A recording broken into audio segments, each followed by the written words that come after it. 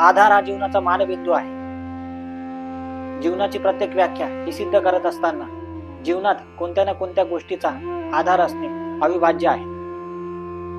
योगिक सापेक्ष जीवन जगत असताना योगाधार हा महत्वपूर्ण मानला गेलेला आहे. आधाराची संकल्पना ही ज्या दृष्टिकोनातून सिद्ध करता येते की प्रत्येक संकल्पना ही अंतिमतः मनशुद्धीच्या अवस्थेपर्यंत परिणत करता येते. इंद्रियातीत विषय भोगात जीवन जगत असताना आपण अनेक वेळा काम, क्रोध, लोभ, मोह, मद, मत्सर, असुर या अनेक विषय विकारामध्ये अडकून आपले चित्त हे कधी चैतन्याच्या स्थिर प्रगतीपर्यंत पोहोचू शकत नाही.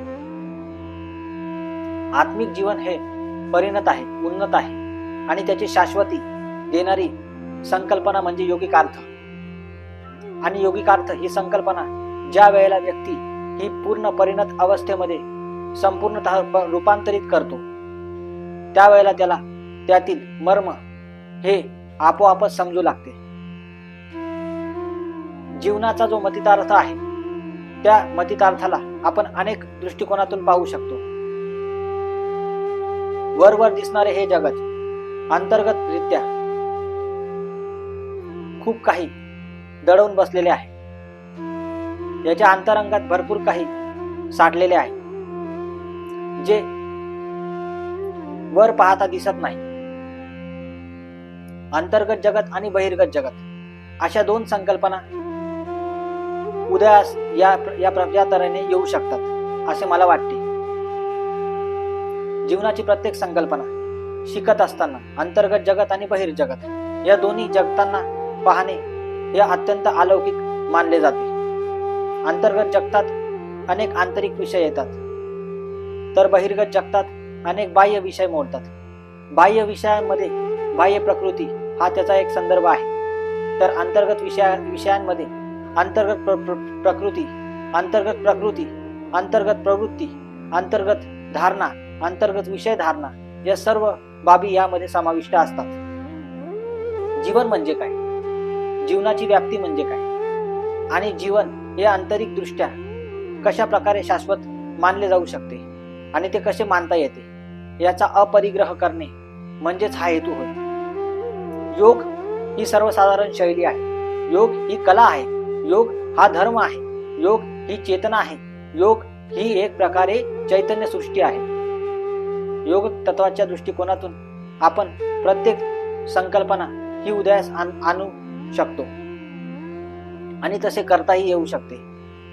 जीवनाची प्रत्येक व्याख्या विकसित करत असताना या सर्व गोष्टींचा अभ्यास करणे अत्यंत महत्वपूर्ण गोष्ट मानली जाते.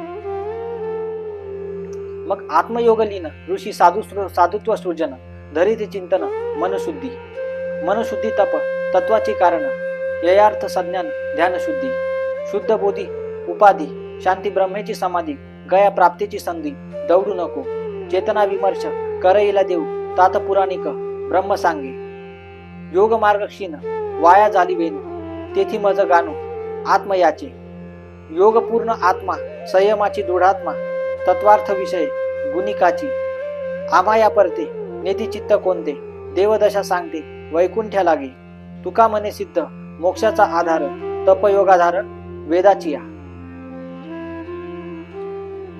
संपूर्ण सृष्टी ही योगाची आधार आहे. संपूर्ण सृष्टीमध्ये ब्रह्मतत्व विराजित आहे. संपूर्ण सृष्टीमध्ये आत्मिक तत्व हे अपरिव्राज अशा स्थितीमध्ये आहे आणि योगपूर्ण हा जो विषय आहे तो तत्वाचा एक अंतर्गत गाभा आहे आणि हा गाभा प्रत्येक दृष्टिकोनातून जर आपण सिद्ध करावयास निघाला तर आपण प्रत्येक गोष्टीतून यातून शिकू शकतो. म्हणजे मोक्षाचा आधार नेमकी काय असू शकतो, ध्यानाचा आधार नेमकी काय असू शकतो, कर्माचा आधार नेमकी काय असू शकतो, बोधाचा आधार नेमकी काय असू शकतो, या प्रत्येक आधारामध्ये योगाधार हा अत्यंत महत्वपूर्ण मानला गेलेला घटक आहे. त्याचाच विचार करत असताना मोक्ष मार्गाची पायरी ही कशी असू शकते आणि मोक्ष मार्ग हा कशा प्रकारे व्यक्ती विद्वत्तेच्या दृष्टिकोनातून प्राप्त करून घेता येऊ शकतो याचाच एक विचार यामध्ये पूर्णतः केलेला आहे. म्हणते मी मोक्ष कैचे पाहू आता इथे वेदाची विद्वत्ता भाषिक माझी सर्व सुख सौख्य बुडूनी पाविले तेवया दाविले चित्त दौख्य वाया तारुण्याचा मोह रोगत्वाचा, विरह रागत्वाचा, चित्त सौख्या ते सांग. या अंती कळाले, कैचे साधित जाहले, तरी परमानंद निभावले, आपका परते म्हणून. चित्त सौख्याविने नाही ब्रह्मज्ञाने, म्हणून विशुद्ध चित्त दौख्य पाववय हेतू.